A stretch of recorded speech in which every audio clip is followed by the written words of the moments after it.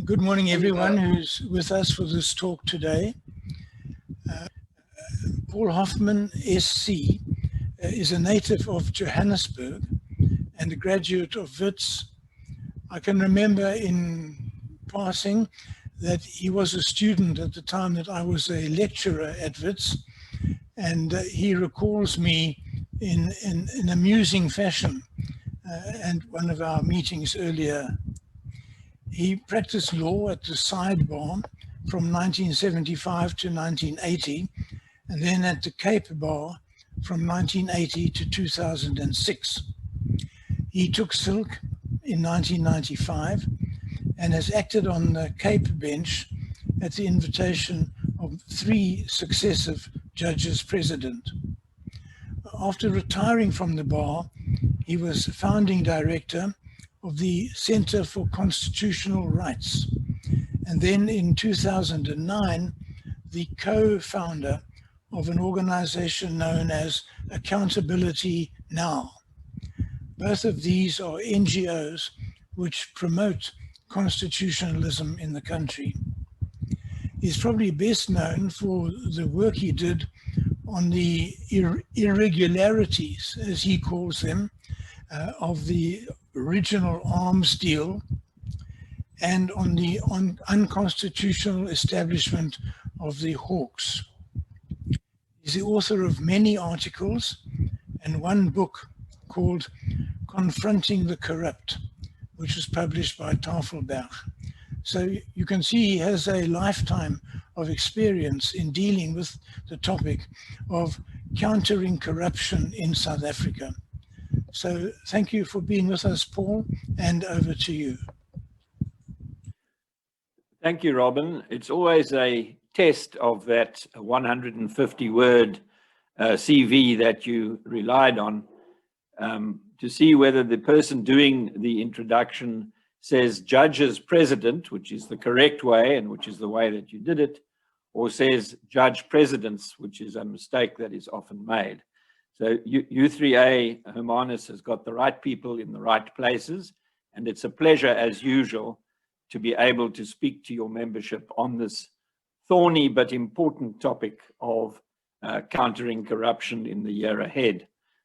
Today, I'm going to talk around 3 discrete themes, but I think it's probably important for the membership to know that when Robin was setting up this session, he volunteered to be an unpaid researcher for Accountability Now and did what some would call a desktop dive into the cases of corruption that have been reported in South Africa since 2018, with a view to ascertaining how many people have been arrested, how many have been charged, how many have been brought to trial, and how many have been issued with those legendary orange overalls. So more of that later, but let me immediately say that while Robin modestly says that his research is anecdotal rather than empirical, it is important that this type of activity be monitored and that we are aware of just how well or how badly our criminal justice administration is doing in the task, which is the state's task of countering corruption and ending the culture of impunity, which seems to apply to those in positions of power who have been elected to run the government of the country for us all. The 3 themes that I'm going to speak around today are, firstly, the paralysis in the criminal justice administration due to the processes of state capture that occurred basically in the Zuma years, although there was some of it before Zuma took charge in 2009. The second theme concerns the lack of political will to effect the reforms that are necessary to bring about changes needed to address the compromised status of the anti-corruption machinery of state, because while we have no anti-corruption machinery of state, we are not going to have any effective way in which to counter corruption. And then the third theme, which will take us through to question time, concentrates on what the law requires of the state to counter corruption and how to get the state to comply with the law. So starting at the very beginning, the paralysis in the criminal justice administration, I think that it's fair to say that the paralysis is partial, but that it is also crippling. It is as if the long arm of the law is the part of the body of the criminal justice administration that has become paralyzed and is unable to do its work in the manner envisaged in the Constitution, which is to prevent and combat all crime. And of course, corruption is a crime. Corruption has been defined in South African context as theft from the poor.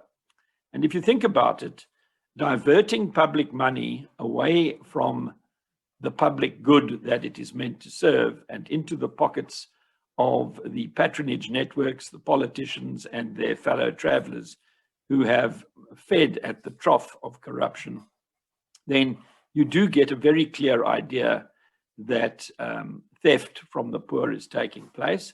A good example of that is the decision to divert money that was intended for sub-economic housing in Carltonville into the Nkandla upgrade project, which saw the home of former President Zuma in Nkandla turned into a palace at taxpayers' expense. The paralysis, or the extent of the paralysis, is perhaps best measured by the research that Robin has done to help inform this this talk today. I think that a lot of people in the Hermanus area are very interested to know why nothing has been done about Marcus Jooste and why Jooste se gat just continues to pollute the waterfront at Voelklip.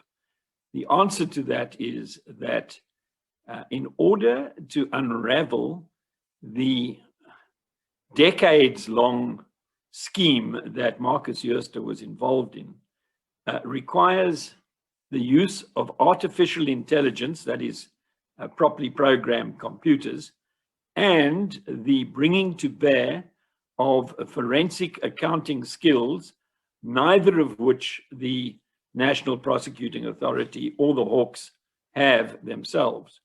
So in order to get the prosecution ducks in a row, so as to be able to mount a prosecution of Marcus Jooste for the fraud allegedly perpetrated by him, it will be necessary to have a pretty comprehensive report from a forensic accountant who is able to give credible evidence against Marcus Jooste and his co-conspirators in the looting of the coffers of Steinhoff. And that is something that the state is simply not geared up to do. It is so bad that PricewaterhouseCoopers, who were the auditors of Steinhoff, have been asked to do the preliminary work on that forensic exercise simply because they know their way around and they have the access to the artificial intelligence and the forensic accounting expertise that the National Prosecuting Authority does not have. So while Marcus Jooste has been sent to Coventry by his peers, has been fined by the Johannesburg Stock Exchange in astronomical amounts, and also by the financial control authorities, he still remains under investigation by the Criminal Justice Administration. and nobody should be holding their breath to see him in the dock, let alone in the orange overalls. And he is an example of what is going on. Robin asked the pertinent question, how many people have actually been arrested for corruption, fraud, or corruption-related, what the legislature calls corrupt activities, with a very long and complicated definition of what corrupt activities amount to. And I think, let me just read to you from the note that Robin sent me a day or two ago, in the context of a report that we received about 3 or 4 years ago from the Auditor General, in which he complained that he has sent approximately 3,000 complaints to the National Prosecuting Authority, highlighting cases of fraud, corruption in the supply management chain, and fingering public servants involved in the procurement of goods and services for the state. Those 3,000 cases have not led to any convictions at all, nor to proper investigations. It is almost as though there is an unofficial royal game list of people who do not get investigated by the criminal justice authorities, despite their constitutional mandate to act without fear, favor, or prejudice, and despite the fact that our law requires that we all be regarded as equal before the law, and therefore equally susceptible to investigation. Now, Robin's desktop research came up with these numbers. A total of 460 persons have been arrested. The majority are government officials from 58 different sections of the public administration in South Africa. These include 8 national government departments, 7 provincial administrations, 6 local government authorities, and 2 of our state-owned enterprises. High-profile arrests have been made in respect of the police, their Hawks unit, the Unemployment Insurance Fund, the Free State, Gauteng, KwaZulu-Natal, and Mpumalanga provincial administrations, and the Ekurhuleni, eThekwini, and Johannesburg municipalities. The high-profile individuals that Robin was able to identify from his dive into media reports on the topic of corruption include Ace Magashule, who is the Secretary General of the ANC and really the unofficial Prime Minister of South Africa, a former acting police commissioner and deputy police commissioner Bonong Ngwenya, Brigadier Peggy Marongo. Those are both SAPs. The chairman of the VBS Bank, Mr. Madlausi, former State Security Minister Bongo Bongani, who is still the chairman of the Communications, I think it is, the Portfolio Committee in Parliament, and refuses to stand down. The former ANC Member of Parliament, Vincent Smith, who got all sorts of favors from Bosasa, and of course the Bosasa COO, Angelo Agrizzi, and his right-hand man, the chief financial officer of Bosasa, that was Mr. Van Tonda. There is also the executive mayor of Durban, that's eThekwini. Her name is Zandile Gumede, and rather than being sent to Coventry for being a person facing charges in a criminal court, she's been promoted to the KZN legislature. So let's ask ourselves the question, sorry, that dope you can get from Robin. If you ask him nicely, he will simply forward you what he sent me, and also a table which doesn't lend itself to communication in the way that we are communicating by Zoom at the moment. So let's ask ourselves, how did we get into this state of paralysis? And I think that a major turning point occurred at the Polokwane conference of the ANC in December 2007, at which Jacob Zuma was elected as the president of the ANC. And as a consequence of that election, he became, because the ANC was the most successful political party in the 2009 general elections, he became the president of South Africa and was given 2 terms because he was able to keep politically popular right through to the end of his first term. His popularity dwindled and waned towards the end, and his term of office ended prematurely on St. Valentine's Day in 2018, which is about when Robin started his investigation of news reports of arrests for corruption. At that Polokwane conference in 2009, a very important decision was made by the ANC, calling upon government to urgently disband the Directorate of Special Operations, which you and I know as the Scorpions unit of the National Prosecuting Authority, to transfer the investigative personnel in the Scorpions to the police, and to divide the anti-corruption work of the state into investigations by the police and prosecutions by the National Prosecuting Authority. Now, that legislative scheme was opposed by Bob Glenister and also by the Helen Suzman Foundation.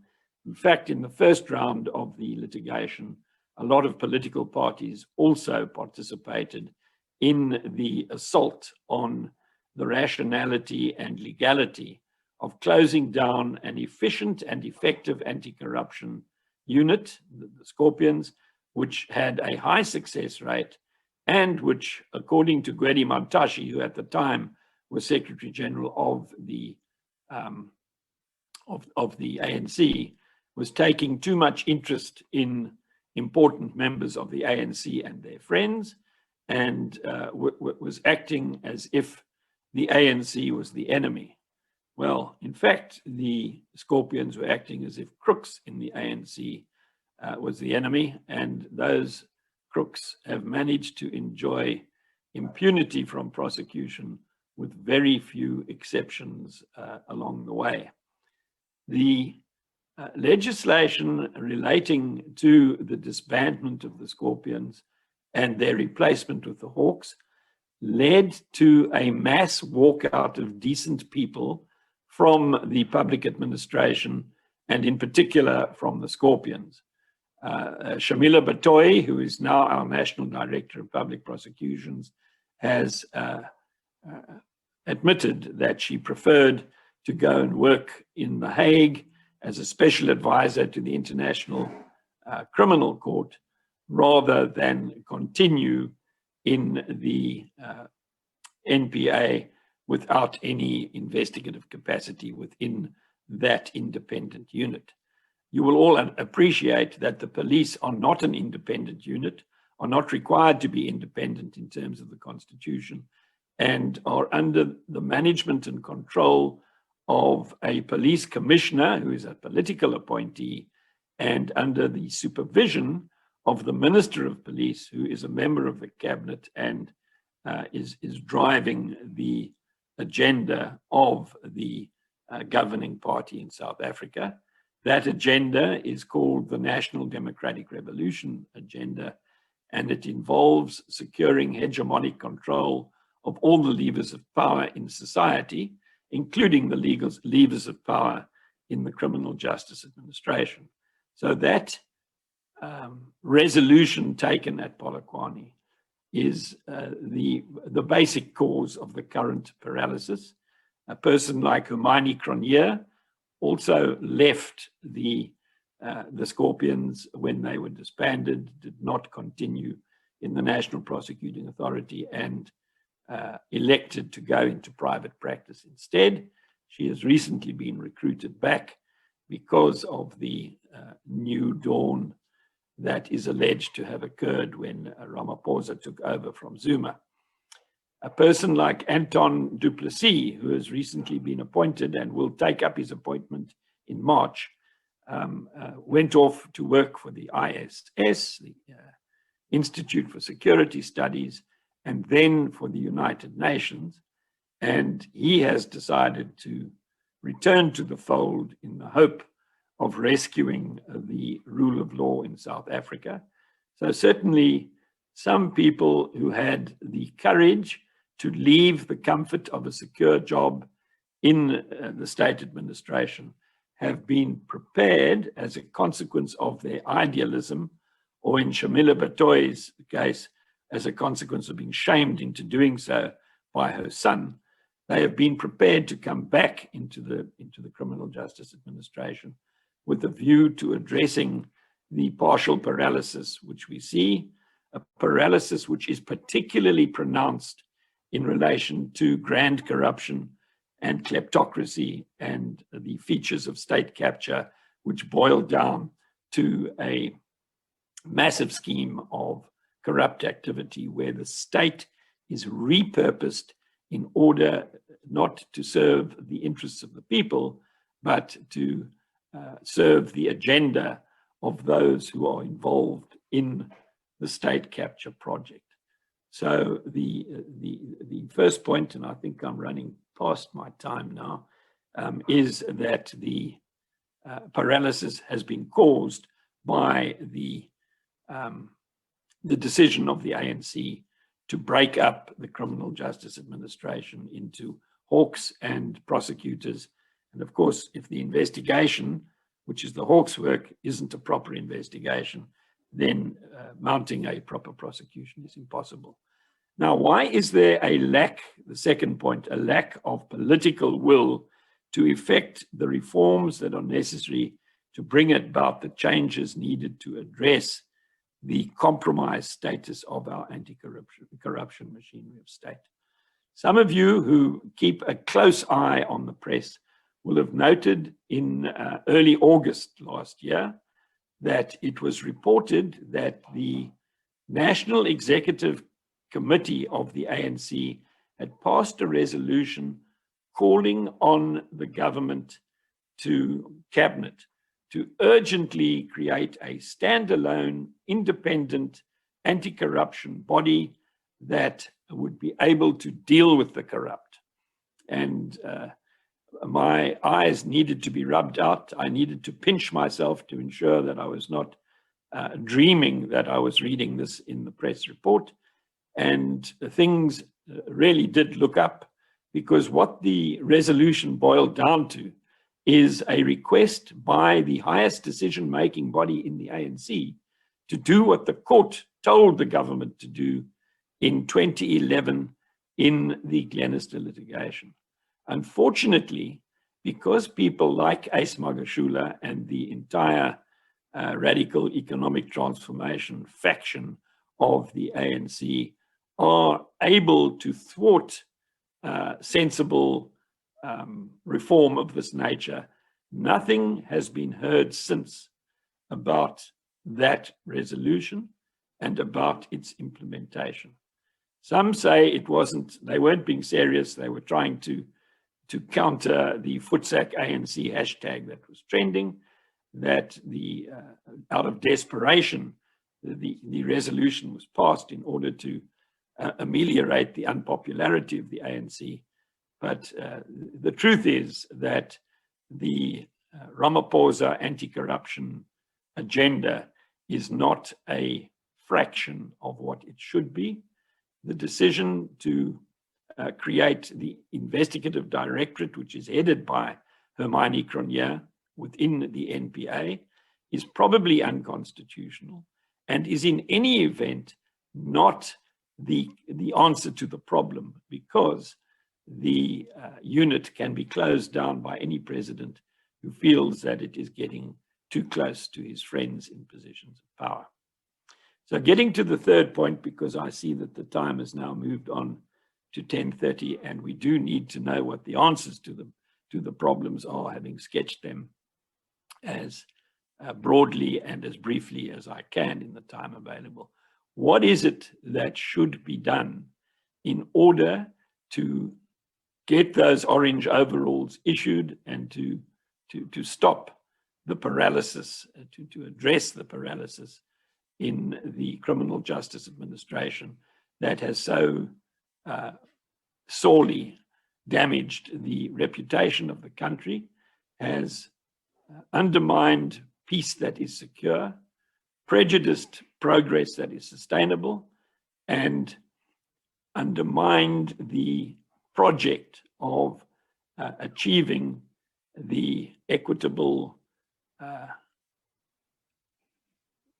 use of resources of the state to address poverty, want, unemployment in about half of the population of South Africa.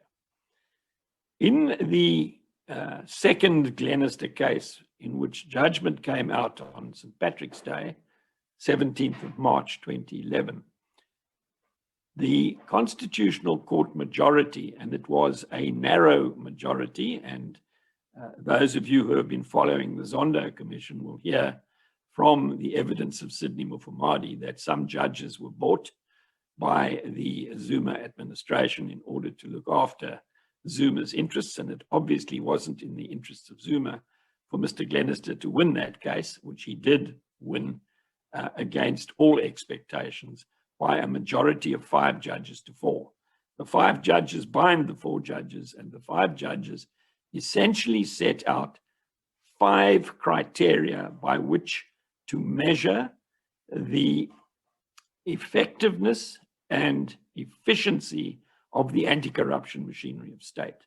And those 5 criteria, which you've probably heard from me before, so I'll take you through them quickly, are that the unit concerned has to be specialized and dedicated to dealing with corruption and nothing else. Its personnel must receive training that enables them to be smarter at what they do than the corrupt are at what they do. And that requires quite something, because people like Marcus Jooste and Jacob Zuma are very clever. The third of the criteria is independence, by which we mean the ability to operate without fear of the powerful. And when we say the powerful, we don't only mean the politicians, we also mean the powerful gangsters and people with lots of money with which to pay bribes, who don't shirk from paying bribes. The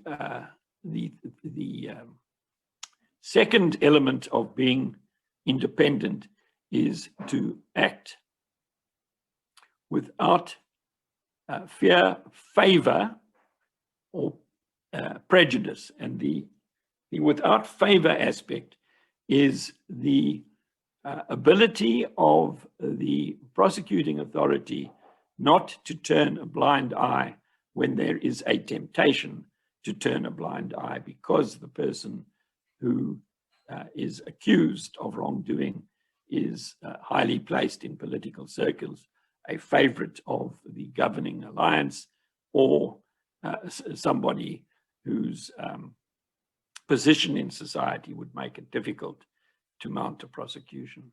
And then the third element, without prejudice, means without prejudicing the public interest. So the anti-corruption machinery of state obviously has to be properly resourced, and its personnel must enjoy security of tenure of office. So the STIRS criteria: specialized, trained, independent, resourced, and secure in tenure of office, are what you have when you have a criminal justice administration that is able to protect South Africans against their human rights being undermined by looting and large-scale theft of public resources. And the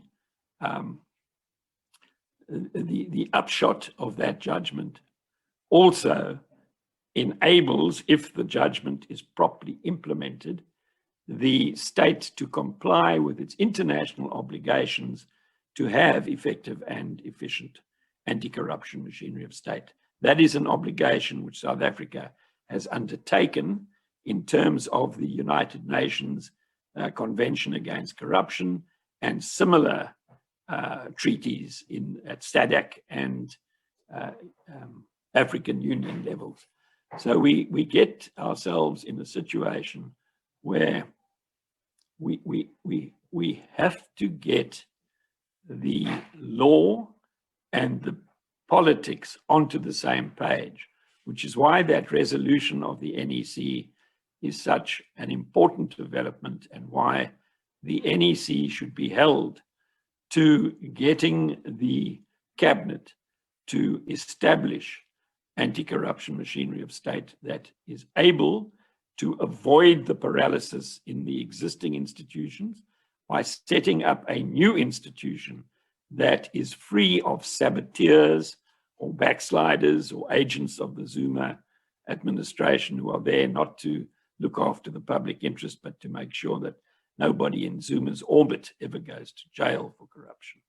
And for ordinary South Africans, it means making a noise about their disapproval of corruption and of encouraging those who are already making a noise. And I think of the Ahmed Kathrada Foundation, the Nelson Mandela Foundation, the Helen Suzman Foundation, and various entities in the faith-based and civil society arena who are protesting against the levels of corruption that are going unaddressed in South Africa. The Archbishop of Cape Town, Thabo Makgoba, and Thuli Madonsela are both in favor of the idea of creating a new Chapter 9 institution that is able to fulfill those STIRS criteria and is able to fulfill the constitutional role of the anti-corruption machinery of state. If the rest of the anti-corruption lobby can be persuaded that this is the way to go, then we are in a position to put pressure on government to do the necessary.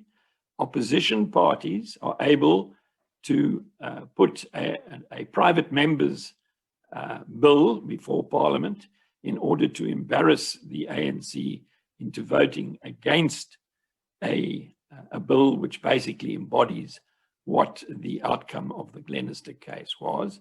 And in that way, through lobbying and possibly also through litigation that addresses the shortcomings of the Hawks and the Investigative Directorate, we would be able to generate the political will necessary to bring an end to the culture of corruption with impunity and to effectively counter the incidence of grand corruption in South Africa, corruption which is really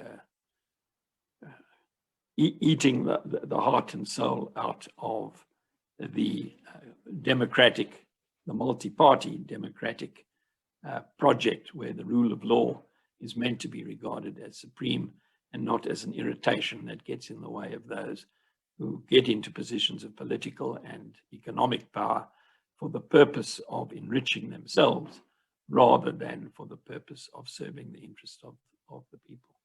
I see now that I've taken up a good 35 minutes, so let me stop there. I think the timing worked more or less, and let's go and look and see what's in the chat room. Thank you very much, Paul. There are a number of questions that have come through, and I'll put them to you in my own words because the typing is not always what it should be. The first question is, could you please explain the nature of a Chapter 9 institution and why the anti-corruption unit should be established under that particular part of the Constitution. In traditional constitutions, there are three branches of government: the legislature, which makes the laws; the executive, which administers the laws; and the judiciary, which sits in judgment of disputes, either between state and individual or between individuals. In the South African Constitution, a new and fourth branch of government has been created. That is our Chapter 9. And there is a lovely summary of what Chapter 9 is about on the homepage of the Accountability Now website. A little handbook which you can download for free called Know Your Rights, Claim Your Rights is there, and it has a chapter of the book about Chapter 9 institutions. So the Chapter 9 institutions that we all know are the Independent Electoral Commission, the South African Human Rights Commission, the Gender Commission, the Public Protector, and the Auditor General. And what we are looking to do with an Integrity Commission, which is the new Chapter 9 institution that is needed, is to slot it in between the Auditor General, who is like a canary in the coal mine and picks up financial irregularities at an early stage, and the Public Protector, whose mandate is mainly about maladministration and not about corruption as such, although there was quite a lot of scope creep during Thuli Madonsela's time because there was no effective anti-corruption machinery of state while she was Public Protector. So why a Chapter 9 institution is a good question, and the answer is that it was possible to close down the Scorpions, who were good at what they were doing. We have the talent, we have the experience, we have the expertise to counter corruption in South Africa. But what we didn't have was an adequately protected anti-corruption body. So the Scorpions were created by an ordinary law, an ordinary statute passed by a simple majority in Parliament, and they were closed down in exactly the same way. So any party that can muster 50% plus one, that is 201 votes in the National Assembly, is able to close down an anti-corruption unit that is not to its liking for reasons that were apparent in relation to the Scorpions' unhappy relationship with those in the ANC who chose to paint outside the lines. The only one of the STIRS criteria that the Scorpions did not have was the security of tenure of office.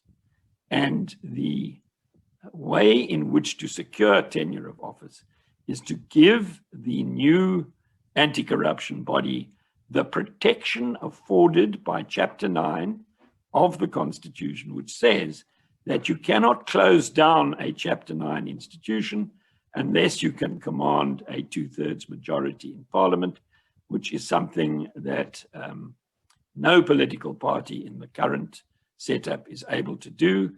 And if we are to believe the research into voter preferences at the moment, the majority of the ANC will either be reduced or eliminated when next we have a general election at national level. We will certainly learn a lot in the course of this year about trends in politics in South Africa. And I think that it is possible that the liberation dividend, which the ANC has enjoyed for more than 2 decades, is actually running out of tarmac, and that many people either not vote or vote against the ANC in order to mark their displeasure with the way in which it is governing.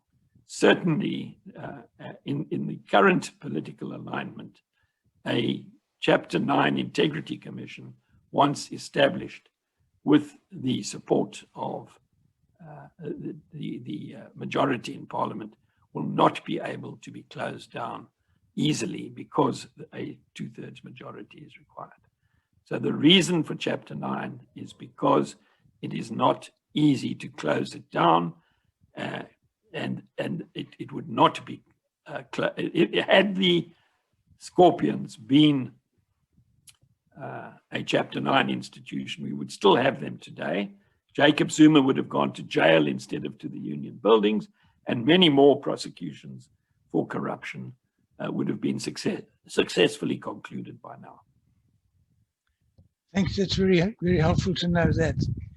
The next question comes from two sources, but I put them together, and it involves some degree of personal knowledge that you might have, Paul, or intelligent speculation.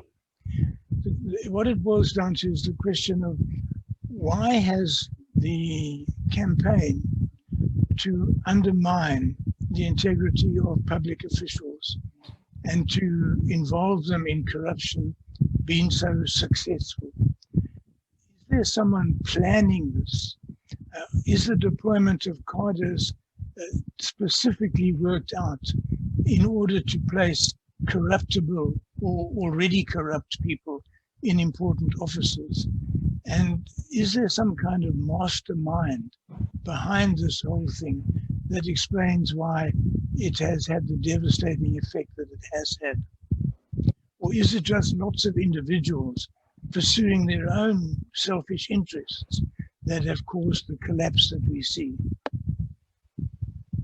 Yes, that's a very interesting and difficult question to answer without getting into the realms of speculation. But if you're looking for well-informed speculation, have regard to these facts, which is that, first of all, the strategy and tactics of the governing alliance, which consists of the ANC, the South African Communist Party, and remember, it's a communist party with a Stalinist agenda, and the COSATU Federation of Unionists. And remember, these are not sweetheart unionists. They are unionists with at least a socialist bent, if not a communist bent. Their strategy and tactics, as spelt out on the website of the ANC, are to propel the national democratic revolution to the point where it is possible for the revolutionaries to attain hegemonic control of all the levers of power in society, not in government, in society. So things like expropriation of private land, banks that belong to the state and not to the private sector. The National Democratic Revolution is not aimed at the implementation of the Constitution of South Africa. The features of the National Democratic Revolution, its essential features, are actually inconsistent with the Constitution. And in order to get that revolution to take place, it is going to be necessary to undermine the established order in South Africa, and indeed to undermine the tenets of constitutionalism. If you look in Politics Web in May last year, you will see that I remarked there on a media conference that was held by Nkosazana Dlamini Zuma, who may have been, had Cyril Ramaphosa not moved so adroitly at Nasrec, she may have been our president today. She said the pandemic presents the opportunity to bring about the radical economic transformation that has long been in the planning in the corridors of the tripartite alliance. She even talked about class suicide, which is a theoretical position where those with their hands on the lever of power sort of commit mass suicide by handing over power to the proletariat. It's something that's never happened anywhere in the world, and it's certainly not going to happen in South Africa. But it is indicative of her mindset. She does not like capitalism. She does not like smokers, and she does not like drinkers. So she has plenty of enemies. And her answer to the pandemic is to use it as the opportunity for advancing this comprehensive control of all the levers of power in society agenda, which is not what the Constitution is actually about. And certainly, cadre deployment is part of the problem. If you deploy a cadre as a consequence of the activities of a cadre deployment committee in Luthuli House, you are immediately putting that person in a conflict of interest situation.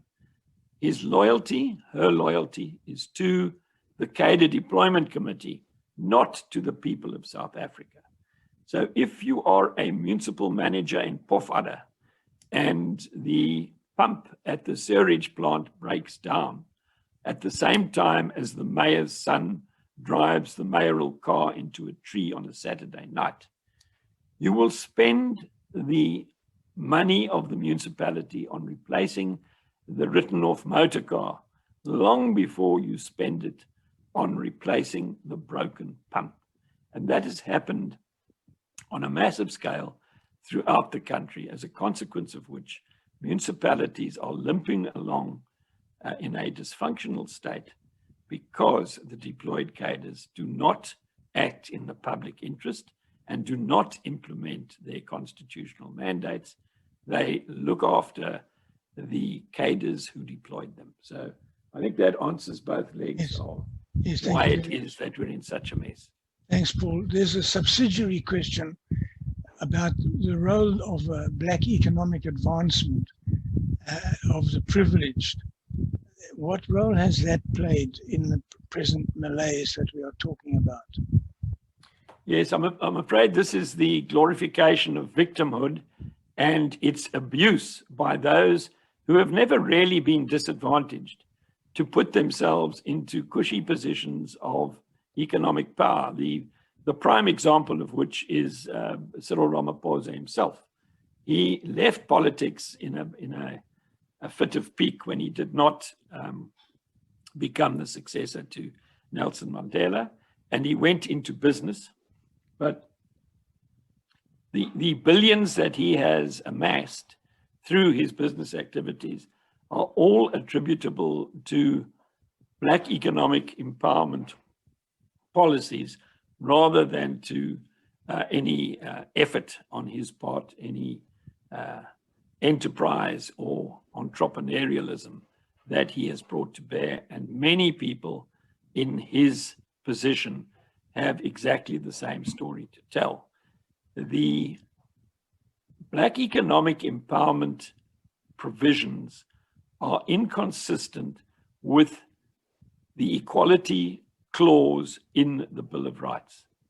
We are meant to be living in a non-racial, non-sexist environment, and we are meant to be equal before the law, and we are meant to put in place laws and measures that advance the disadvantaged. Now, the disadvantaged are no better off than they were in the days of apartheid, whereas the politically connected people who dress themselves up as disadvantaged by wearing a black skin are in a much better position than they were in during the days of apartheid. And the abuse of the Constitution through the race-based affirmative action measures of BEE is really one of the bigger crimes of the ANC during the past 25 years. That's a very good answer to that question. And it also answers another question which came up. Is Cyril not hamstrung by his own involvement in previous shenanigans? But I take it that you've already answered that question by your reference to his own involvement in that. Another question that came up, might give a couple of minutes on that because we're coming towards the end of our hour. Is the Zondo Commission likely to result in any serious action against corruption?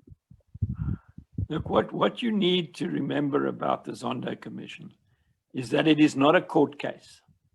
There are no accused people before a judge.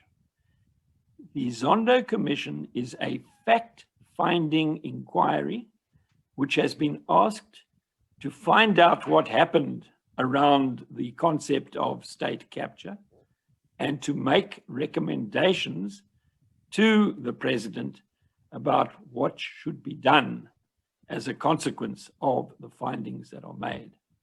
Now, the findings of fact are not binding on anybody, do not lead to a conviction or to a successful claim for damages or to the raking back of loot that has been stolen from the people of South Africa. The findings are there on a take it or leave it basis, and anybody who wishes to challenge a finding concerning him or her is at liberty to do so. If the Criminal Justice Administration wishes to swing into action on the basis of what has emerged at the Zondo Commission, then it must be in a position to produce evidence itself in relation to the elements of the crime which it alleges in the charge sheet applicable to the individual who is charged. As far as the recommendations of the Zondo Commission are concerned, one can look forward with a bated breath to a recommendation that BEE should be scrapped, that cadre deployment should be declared illegal, that a Chapter 9 institution should be brought into existence to deal with corruption in accordance with the Glenister case as a matter of urgency. All of those are feasible recommendations of the Zondo Commission, and none of them bind the government to accept the recommendations made. They are made on a take it or leave it basis, and very often a commission of inquiry of this kind is used throughout the world by our government to park a political hot potato until it cools off, and then to move it somewhere to the back of the stove where everybody forgets about it until it falls off the back of the stove and disappears into that dark space behind the stove where the mice and the cockroaches live. Thanks very much for that, Paul. I see our hour is coming to an end. Perhaps I can just draw attention of the members who are attending to a survey that was published yesterday by the internationally renowned Ipsos Foundation, which surveyed 27 countries on a very systematic basis as to what they were, which were the countries that were, the population was most worried and what were they worried about. Of the 27, South Africa was the most worried country. 78% of respondents indicated that they were worried about what the government was doing, which may have a bearing on your speculations about the elections. But interestingly enough, 26 of the countries listed the pandemic as the thing they were most worried about. The pandemic only came third in South Africa, behind corruption and unemployment. So if that is actually an accurate indication of public opinion, then there may be some progress that we can make in combating corruption. Paul, thank you very much for a highly informative and brilliantly executed summary of the situation, and for the time and effort that you must have put into this. On behalf of the UCA, thank you very much.